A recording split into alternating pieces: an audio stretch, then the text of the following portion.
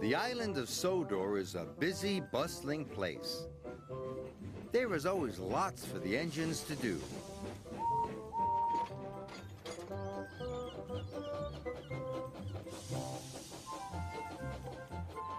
One morning, Thomas was shunting freight cars in the yard when Sir Topham Hatt came to see him. The fishermen are celebrating their biggest catch of fish ever. Thomas, you must help Arthur take the fish to the docks. Thomas was fed up. He didn't like the smell of fish. And when he got to the fishing village, there were lots of freight cars, all stacked full of fish. Thomas had never seen so many fish. Phew, he puffed. What a horrible smell. Then Arthur arrived. Arthur warned Thomas that the route to Brendam Docks was bumpy. Only take 5 freight cars at a time, said Arthur.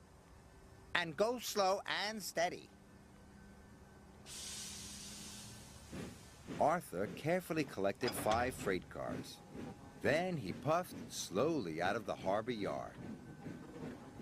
Thomas looked at all the freight cars full of fish. He didn't want to go slow and steady. He wanted to get his smelly job over with. So Thomas shunted all of the freight cars into a long line.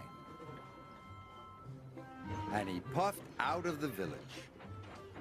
The freight cars were heavy and smelly, but Thomas was pleased his job would soon be over. But then, the troublesome trucks decided to have some fun. The trucks wiggled and they giggled. And they made Thomas's journey very bumpy. And some of the fish were shaken loose. Yuck! Thomas gasped. I wish I'd taken fewer freight cars. Thomas puffed hard. He pushed the long line of freight cars up the hill. He started to puff down the other side. Thomas tried to go slowly, but the troublesome trucks wanted to go faster. On, they cheered. Thomas went faster and faster. Cinders and ashes, Thomas cried. Salty was at the bottom of the hill. He was waiting for a signal. He didn't know Thomas was coming down the hill. Thomas was out of control. Thomas braked as hard as he could. But the freight cars of fish were too heavy.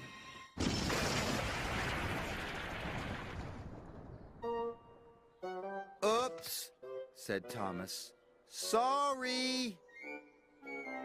Salty was covered in fish.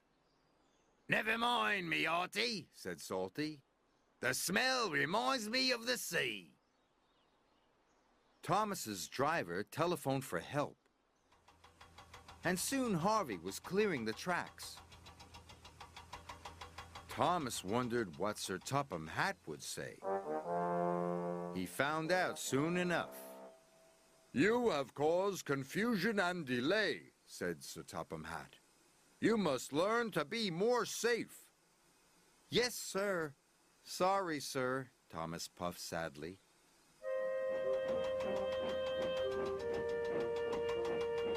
So this time, Thomas shunted only 5 freight cars together. He took a deep breath, and he chuffed away.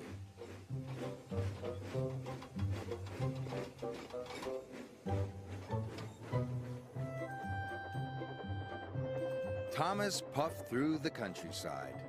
I will get to the docks on time, he cried. But the troublesome trucks were up to their old tricks. Hold back, they giggled. But this time there were only 5 trucks. Thomas biffed and bashed and bumped them.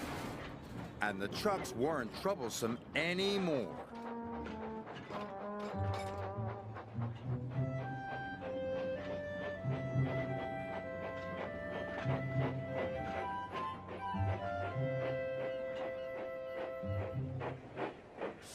As soon as he delivered the first freight cars, Thomas went back to collect the next 5.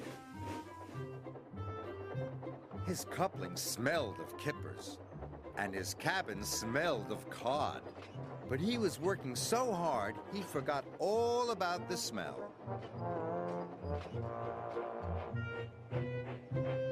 At last, he had just one more load to take.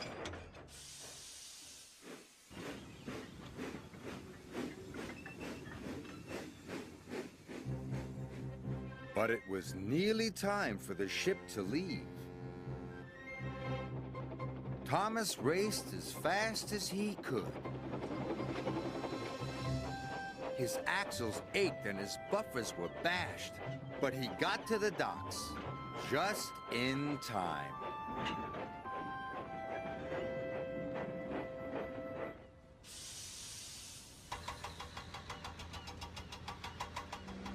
Thomas was very happy to say goodbye to the fish. Then Sir Topham Hatt came to see Thomas. "I know you don't like the smell of fish, but you have worked very hard," Sir Topham Hatt said. "You really are a useful engine." Thomas was proud. But he still had the smell of fish in his funnel, and he couldn't wait to be clean. So he puffed off to the washdown.